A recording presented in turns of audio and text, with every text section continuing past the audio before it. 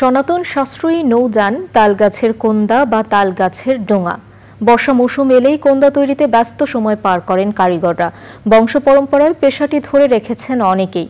এতে কর্মসংস্থান সৃষ্টির পাশাপাশি সচ্ছলতা ফিরেছে অনেক পরিবারে। মোর্শেদ আলমের তথ্য ও ভিডিও চিত্রে আফরোজা হাসির রিপোর্ট। বছর ঘুরে বর্ষা এলেই অথই জলরাশিতে পরিপূর্ণ হয়ে ওঠে চাঁদপুরের নদী, খাল, বিলসহ নিম্নাঞ্চল। এ সময় মাছ ধরা কিংবা মানুষের চলাচলের অন্যতম বাহন তালগাছের কোন্দা। চাঁদপুর কুমিল্লা মহাসড়কের পাশেই কোন্দা তৈরিতে ব্যস্ত কারিগররা। প্রতিটি কোন্দা তৈরিতে সময় লাগে সর্বোচ্চ 2 দিন। এই কোন্দা দিয়ে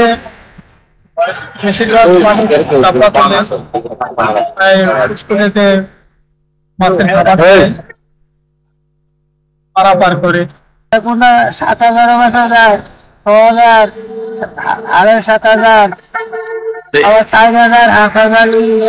এসব কিনে নিয়ে যায় দূর দূরান্ত থেকে আসা ব্যবসায়ীরা। আজিগঞ্জ যায়, তারপর রাজারগাঁও যায়, মেনাপুর যায়, তারপর দূরে দূরে যায়, চাঁদপুর যায়। বর্ষা সিজনে যখন মানুষ কষ্ট পায়, যাতায়াত কষ্ট, বাড়ি থেকে আসা কষ্ট করে, তখন ওগুলা তারা এবার ব্যবহার করতে পারে।